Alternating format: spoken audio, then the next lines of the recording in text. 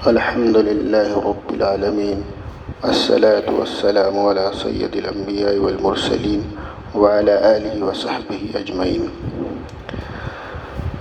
أعوذ بالله السميع العليم من الشيطان الرجيم من همزه ونفخه ونفثه. بسم الله الرحمن الرحيم.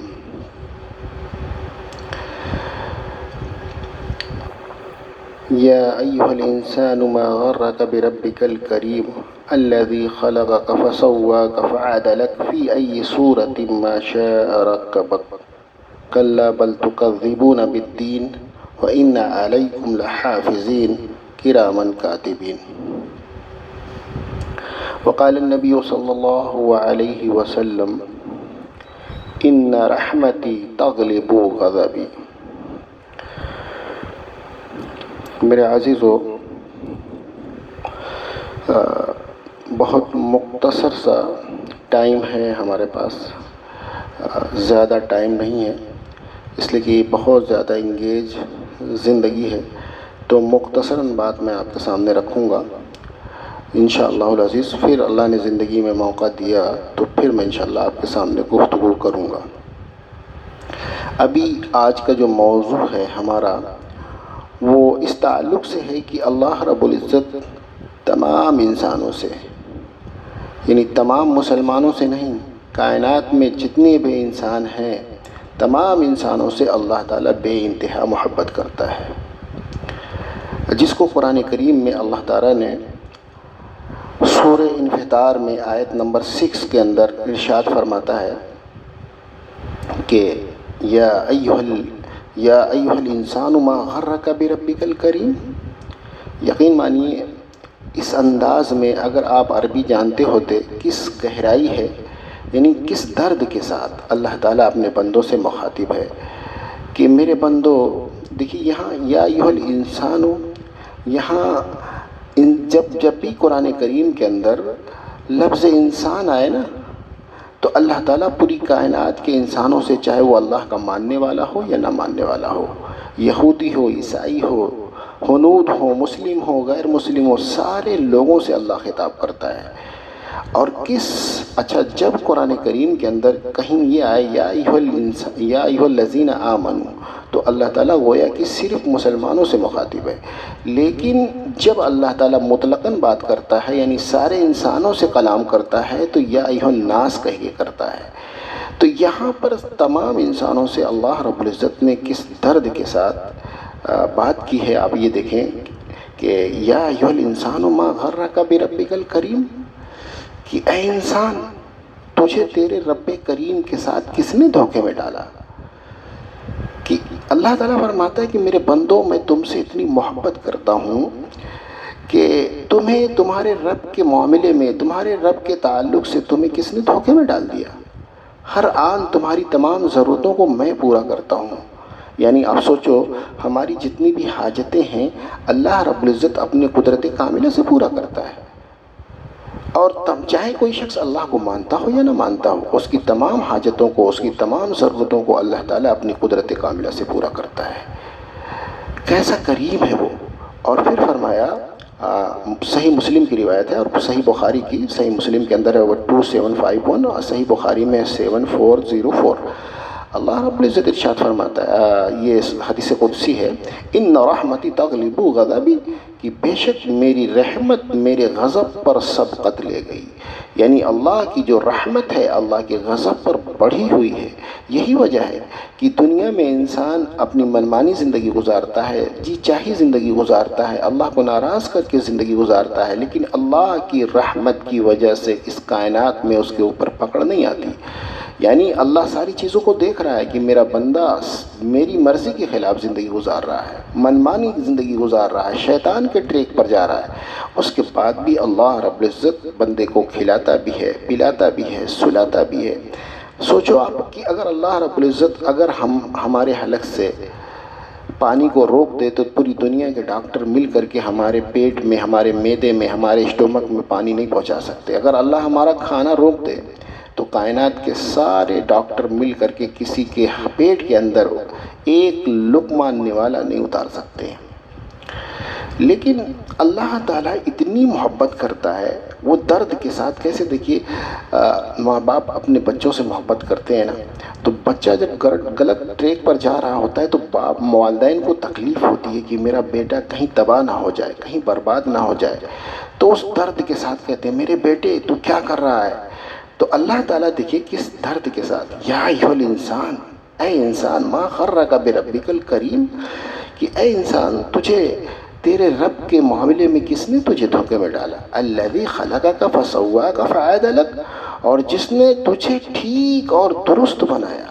آپ دیکھیں ہمارے اعضاء کی بناوٹ کو، اللہ اکبر، کیسی زبردست تخلیق کی ہے، کس انداز سے اللہ تعالیٰ نے انسان کو بنایا ہے کہ آپ یہ دیکھو دنیا میں ہر کتنے انسان ہیں، کسی انسان کی شکل ایک دوسرے کی شکل سے ملتی ہے؟ نہیں ملتی. کسی کی نہ آواز ملتی ہے، نہ کسی کی شکل ملتی ہے. کیا زبردست سانچے میں ڈھالا ہے، اللہ اکبر. لقد خلقنا الانسان فی احسن تقویم، زبردست اور خوبصورت سانچے میں ڈھالا اللہ تعالیٰ نے. تو اللہ کہہ رہا ہے کہ میرے بندو، میں نے تمہیں کتنے خوبصورت سانچے میں ڈھالا، تمہاری بناوٹ کو کتنے اچھے انداز میں بنایا، تمہارے پورے اعضاء کا کریٹر میں ہوں. تو میری مان کر چلو، اگر تم نے میری مان لی تو میں تمہیں اس کے بعد جو زندگی آنے والی ہے اس زندگی میں ہمیشہ کے لیے کامیاب کر دوں گا. فی ای صورت ما شاء رکبک، پھر جس صورت میں چاہا انسان کو بنا دیا، اسے جوڑ دیا. وہ اللہ کی تخلیق ہے، اللہ تعالیٰ اپنی مرضی سے انسان کو بناتا ہے اور جس صورت میں چاہتا ہے انسان کو ڈھال دیتا ہے. مگر کلا بل تکذبون بالدین، ہرگز نہیں بلکہ تم جھٹلاتے ہو یوم قیامت، بالدین یعنی بدلے کے دن کو، کہ انسان اللہ تعالیٰ کی بات کو نہ مان کر کے وہ آخرت کے دن کو جھٹلا رہا ہوتا ہے. تو اللہ تعالیٰ درد بھرے انداز میں فرماتا ہے فَأَيْنَ تَذْهَبُونَ، کدھر جا رہے ہو، فَفِرُّوا إِلَى اللَّهِ، اللہ کی طرف آؤ، تمہارا اللہ تم سے بہت محبت کرتا ہے.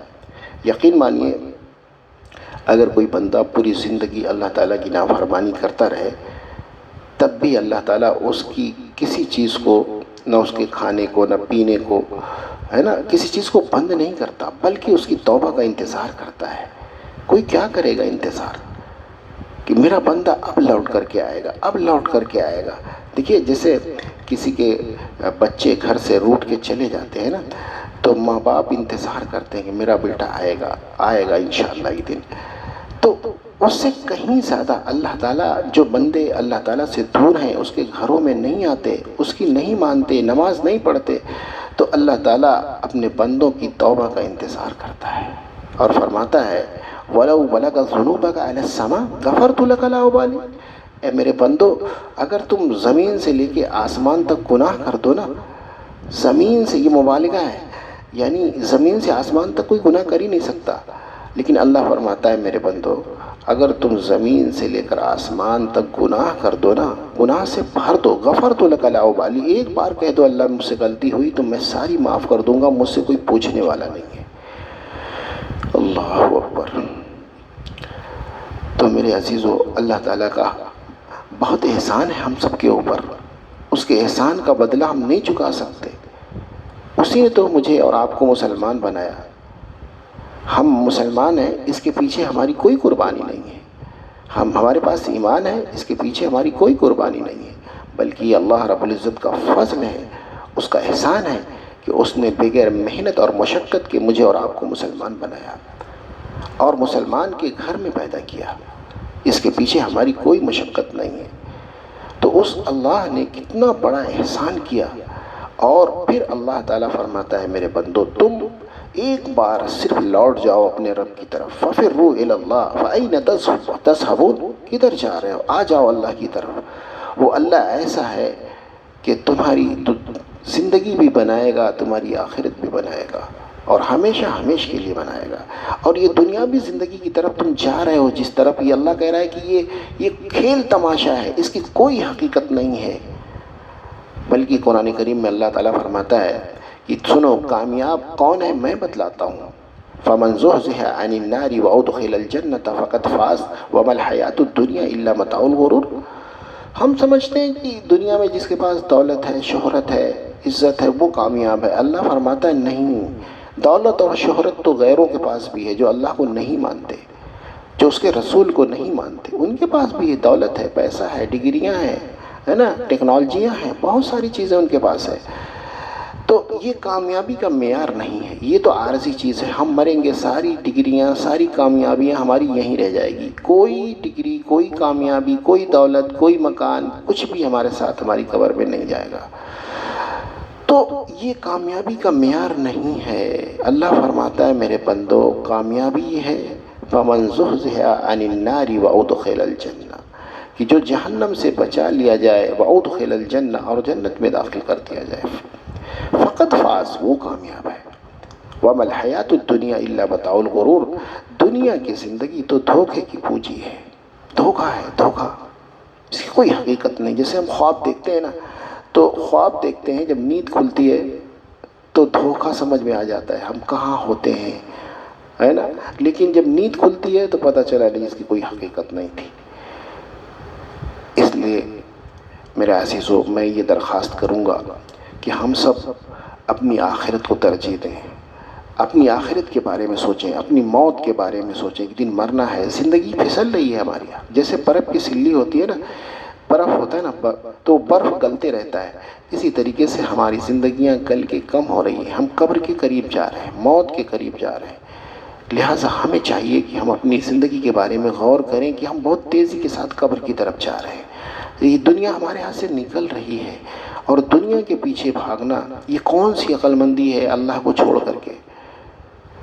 تو اللہ تعالیٰ یہ چاہتا ہے میرے بندو، یہ چند روزہ زندگی تمہاری ہے، اس کو تم، اس زندگی کو ضائع نہ کرو، یہ زندگی پھر نہیں ملنے والی ہے، یہ ون وے ٹریک ہے، ایک بار یہ زندگی ختم، موقع ختم۔ تو اس زندگی کو اللہ نے اس لیے دیا ہے کہ اس زندگی کو ہم صحیح یوز کر کے اپنی آخرت کو ہمیشہ کے لیے بنا لیں۔ اسی لیے اللہ تعالیٰ نے یہاں درد بھرے انداز میں فرمایا، یا ایھا الانسان ما غرک بربک الکریم، تیرے رب کریم کے ساتھ تجھے کس نے دھوکے میں ڈالا؟ ہر آن ہر لمحہ تیرا رب ہی تو تیری مدد کرتا ہے، تیرے ہر کام کو وہی بیمار بناتا ہے، تو بیمار ہوتا ہے تو شفا وہی دیتا ہے، وَإِذَا مَرِضْتُ فَهُوَ يَشْفِينِ۔ ہمارے اوپر حالات آتے ہیں، حالات اور پریشانیوں کو وہی دور کرتا ہے، رزق وہی دیتا ہے، وہی کھلاتا ہے، اسی نے زندگی دی، وہی موت دیتا ہے، وہی سارے کام کو بناتا ہے۔ اس کے بعد بھی انسان اپنے رب سے منہ موڑ لیتا ہے اور اپنی مرضی کے مطابق زندگی گزارتا ہے، اس کو بھول جاتا ہے، اپنے کریٹر کو بھول جاتا ہے، اپنے بنانے والے کو بھول جاتا ہے۔ تو گزارش یہ ہے، دیکھیے ہمارے پاس وقت نہیں ہے، ہم بہت زیادہ انگیج زندگی ہے، انشاءاللہ دوسرے علماء بات کریں گے، پھر ہم انشاءاللہ زندگی ملی تو بات کریں گے۔ بس آپ لوگوں سے گزارش یہ ہے کہ اپنی زندگی کو قرآن کے مطابق بنائیں، قرآن کے مطابق بنائیں۔ اگر زندگی کو قرآن کے مطابق بنائیں گے تو انشاءاللہ زندگی سنور جائے گی، خوبصورت ہو جائے گی، سکون آ جائے گا زندگی میں، اور آنے والی زندگی ہمیشہ کے لیے انشاءاللہ، وہ جو آنے والی زندگی ہے نا، اس زندگی کی تیاری کے لیے اللہ نے اس دنیا میں بھیجا ہے۔ اگر اس زندگی میں ہم نے صحیح طریقے سے زندگی گزار لیا تو آنے والی زندگی ہماری ہمیشہ کے لیے کامیاب ہو جائے گی۔ ٹھیک ہے، وَمَا عَلَيْنَا إِلَّا الْبَلَاغُ۔ السلام علیکم۔